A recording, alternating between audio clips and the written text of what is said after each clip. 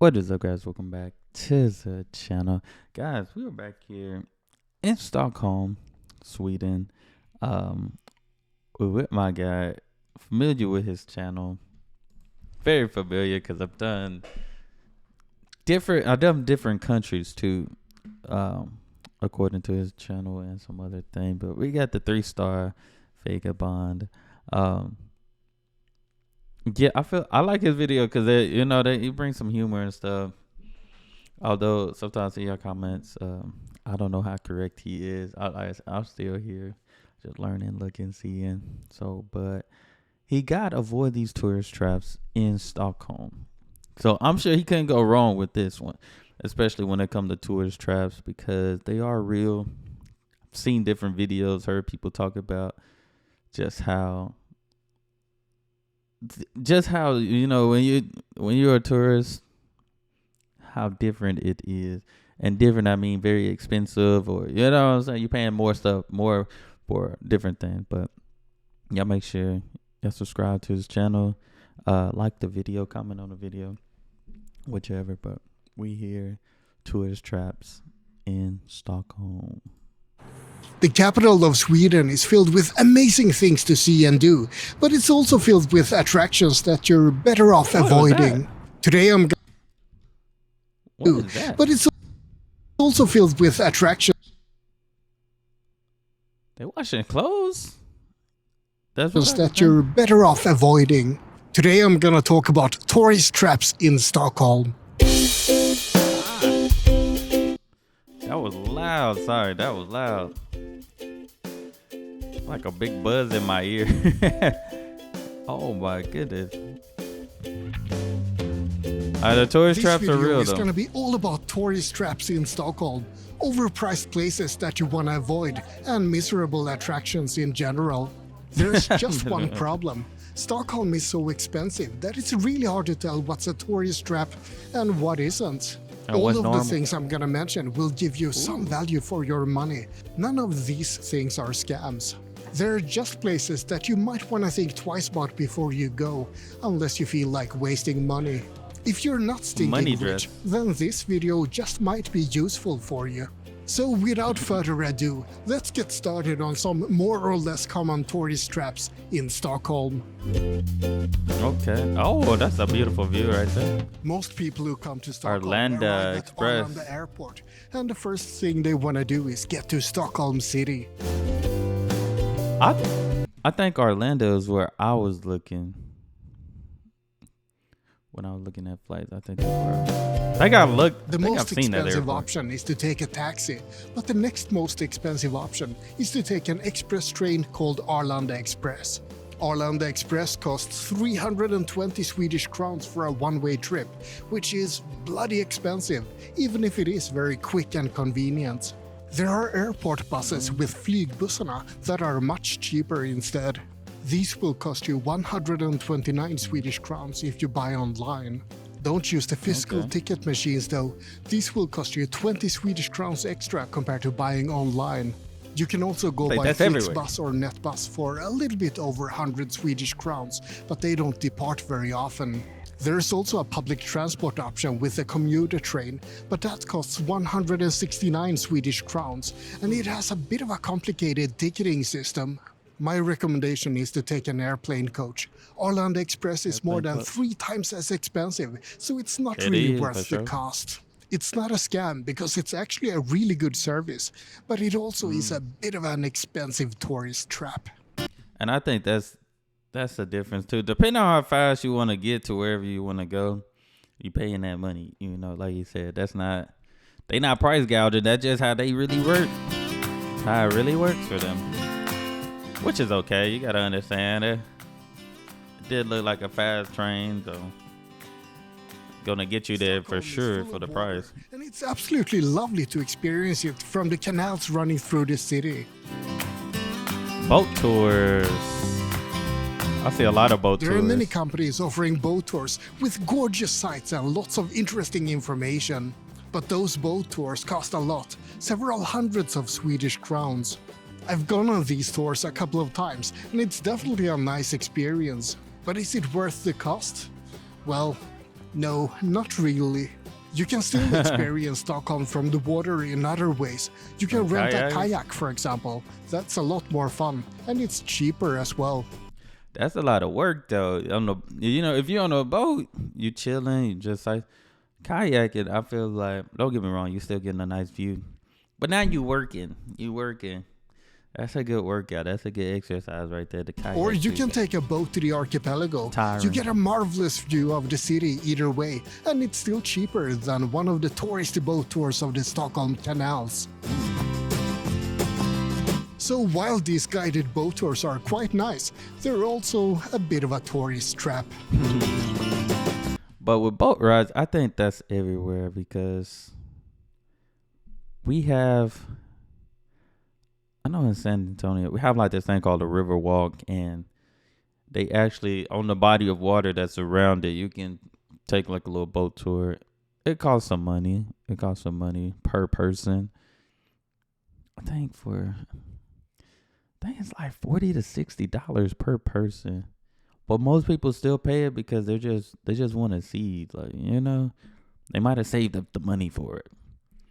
But I think this boat tour would be different because, I mean, you get to see pretty much all of Stockholm. And that's a long line right there. The Globe Arena is called Avicii Arena these days, and it's an infamous landmark of Stockholm. It sticks out like a giant pimple in the southern part of town. Looks like a golf ball. It's not exactly a beautiful sight. It is noticeable though, I'll give it that. Sky View is an attraction that promises gorgeous views of the city high up on top of the Globe Arena. For 170 Swedish crowns, you can travel 85 meters up in the air to get a view of Stockholm. It is a nice view from up there, but it's a bit of a hassle to get to the Globe Arena, and you have to book a time slot in advance, and it's not exactly cheap either. Instead, you can walk to Monteliusvägen or Skinnarviksberget and get lovely views of the city for free. Skyview isn't really all that much more impressive than either of those two options, so I'd say that it's a bit of a tourist trap. And I always wanted to go to that place. I'm afraid of heights, so I probably wouldn't go that high. I just would want to touch it. I don't do heights. Oh, not an aerial. That was cool. That aerial was pretty creative. Looked like it's sticking up the middle finger. Maybe I'm tripping. Let's talk about the Swedish tipping culture, or the lack thereof, because in Sweden you don't really tip at restaurants or bars. If you buy a beer, you might round up a couple of crowns. If you get good service at a restaurant, you might round up a couple of tenths of crowns. But no one expects it, and no one depends on it. The only time that Swedes actually tip is if it's a bunch of drunk, happy guys at a restaurant. Then they're all like, yeah, have a couple of hundreds extra. However, many card payment terminals have buttons for easy tipping amounts these days. 10%, 15%, or 20%, presented in big, shiny, tempting buttons. And I seen somebody, what was it? Maybe on Twitter, maybe on Facebook. Somebody said that, because we have self-checkouts at like Walmart and stuff. Somebody said a self-checkout thing asked for a tip after. I was like, huh? You're still checking it out yourself. Why would a machine ask for a tip afterward? That is crazy to me. My guess is that those are built by American companies because those values make no sense at all in Sweden. Everybody asking for a tip. In most situations, Swedes give 0% tip, nothing at all. So keep that in mind, especially if you come from a country with a tipping culture. That tipping in Sweden is a tourist trap. Especially here.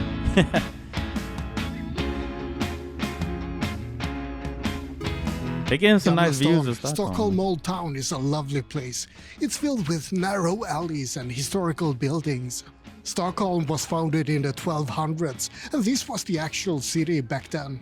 Up until 1980, the official name of Stockholm Old Town was the city between the bridges, and it's definitely one of the most memorable areas of Stockholm. It's also one of the most touristy places in the entire city. Is Stockholm Old Town a tourist trap? Yes and no. It's not a tourist trap in the normal sense. Local people hang out here, and there are lots of awesome, quirky little stores. But there are also many places to avoid. Restaurants in Gamla Stan are a bit of hit or miss. Snap. Some are great, and some are not as great. If you see restaurants with primarily English menus Swedish and no meatball. prices on display, you might want to be a bit careful. All right. And even the non-touristy restaurants can be quite expensive.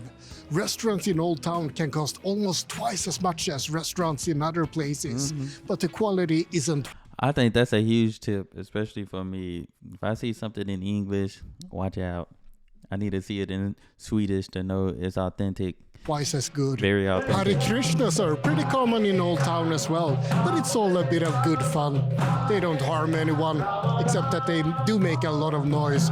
There are tons of tacky gift shops lining the street all the way from Drottninggatan to Old Town. I know I those are understand high. if you want to get some Swedish souvenirs, and sometimes the easiest way to get a Dalecarlian horse or some handicraft is at one of these Yes, places. But you have alternatives. In between all the kitschy and touristy shops, you can find stores selling authentic handicraft. Here are some quick pointers for how to tell if what you see is a touristy gift shop or not. Do you see any Viking hats, Sweden t-shirts, or trolls in the window? Then it's a tourist gift shop. Do you see the word authentic anywhere? Then it's not authentic. Also, Right. do you see any moose? Then it's a gift shop aimed at German tourists. If you avoid stores with all of those signs, then you might have found something actually authentic. If you have fika or a beer in Gamla Stan, you're gonna believe that you've run into a tourist trap, but you actually haven't. It's just insanely expensive everywhere in Stockholm. And if you see signs about medieval vaults or Viking-themed restaurants and stuff like that, then it's actually not a tourist trap either. Okay. Again, it will be expensive, but you'll also get a really cool experience. Oh, and speaking The of Viking things that experience. aren't tourist traps, I have to give a shout out to Morten Trotzig's Gränd. It's the narrowest alley in Old Town, and when it's not cluttered with tourists, it makes for a gorgeous sight. If you can see the alley for all the graffiti, that is. Also, don't forget to check out the smallest public monument in Sweden, Järnpojke, the Iron Boy, Järnpojke. also known as Boy Looking at the Moon. I'm not exactly sure why I ain't people never are seen that. offering things to Järnpojken, but oh well. Who takes It's a the nice money? gesture, I guess. Young boy. I wonder who takes that money up later on. Vi kanske inte har så länge kvar på den här jorden, så vi tackar för det vi har. Sprid glädje som min polare sa. Drick lite bärs och var jävligt glad för det man har. Facts. Got to. Alcohol is expensive in Sweden. Very expensive. As in, you might have to sell a kidney to afford a night out. Despite that, Swedes have a tendency to I drink need a that lot. kidney. You might think that all the exorbitant prices at pubs make them tourist traps, but they're actually not. You often have to pay more than 100 Swedish crowns for a beer everywhere. The most expensive places are around the central station or in Old Town though, so you may want to avoid them. But if you go to Sveavägen or Södermalm, then you can often find more dodgy looking bars where you can find beer as cheap as 40 Swedish crowns. That's a bit more affordable. Cheers! They said might have to sell a kidney for a beer. That's crazy. You drinking a lot of beer, you gonna need that kidney at least. Hey, that's the Something that Joker. many people want to do when they visit Stockholm is to go to a nightclub.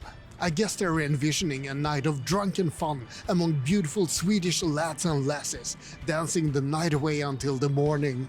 In reality, what they'll get is a night of expensive drinks and expensive cover charges among wannabe rappers and snotty rich kids Wannabe with rap- a little bit too much white stuff around their noses. The Stockholm Dang. club scene is actually pretty ridiculous. that Snow That White. is, if you even get into the clubs. Stockholm bouncers are infamous for being a bit megalomaniac, refusing people at a whim and letting others stand in line for hours while they select who gets to go in. I mean that's a thing here too. When people stand at night and they never probably make it in. Same here. Same thing happens here. Soap Bar Fun. and Spy Bar are examples of places like this. For some reason, they're still really popular despite all of this. Now, I might be a bit biased, but I think that those clubs qualify as tourist traps in Stockholm. Wait a second, what's that? I have a slight suspicion that bouncer didn't like my comment. If you're a young hip person visiting Stockholm, then you definitely might end up at Stureplan at some point. Personally, I prefer alternative places compared to that. Syntax Error is a nerd club once per month in Stockholm. That one is awesome if you like games and geek They got music. anime and stuff. Parties at Nalen, Slakthuset or Debaser are also quite excellent. But on a random night out, I still think that the CD bars at Södermalm or places like Laika at Hornstull are better than the trendy but overpriced nightclubs. That's funny. Yeah. I think those are everywhere. After a night of debauchery, you need to get back to your hotel or wherever you're staying. And what's the best way to do that? If you're thinking of taking a taxi, then you should be forewarned that taxis are expensive in Sweden, and they're pretty much a tourist. Taxi got expensive everywhere. They did, because we still, in our major cities, we still have taxis and stuff, and you would rather call an Uber or Lyft. Trap. There used to be a lot of taxi scams in Stockholm, but that seems to have gotten a lot better these days. But it's still bloody expensive either way. If it's not too late, or rather too early in the morning, then you can use the subway or other public transportation. And if that sounds too inconvenient, you can also get an Uber or a Bolt. If you happen to be sober, then riding an electric scooter is also an option. But I guess that won't be the case if it's That's the late most at scooters night. I've seen in one And day. if all else fails, you can always walk home. Stockholm isn't that big, and it's quite possible to walk across most of the city. All of those options are, most of the time, still better than taking a taxi in my view. And that's about it for this little video about tourist traps in Stockholm. There are of course many more tourist traps than these, but I still hope that you found this interesting, and maybe even a bit Very useful. interesting. Like and subscribe, but most importantly, have a great day. Oh, and make sure you also check out this video for even more Stockholm tips. Okay. Yeah. I mean, you know, you do gotta avoid those tourist traps. Got to. But yeah, this is cool. This is cool. It looked like, I mean, nobody looked like they mad at him on this one. Nobody mad at him. Well, I don't know what y'all gonna think. But, I mean, tourist traps, they're real. Some you do gotta watch for. Like I said, I haven't been out the country, so that's why I watch these videos, because when my time comes, when it comes, I'll be ready. I gotta be ready. You know, can't fall for the okie doke, because now I know. But that's all I have for this video. Y'all make sure y'all hit that subscribe button, send down those recommendations. Hey, if you know some other tourist trap type of videos, let me know for me to check out. That's all I have. Y'all be blessed, be the best, and be you. I'm out.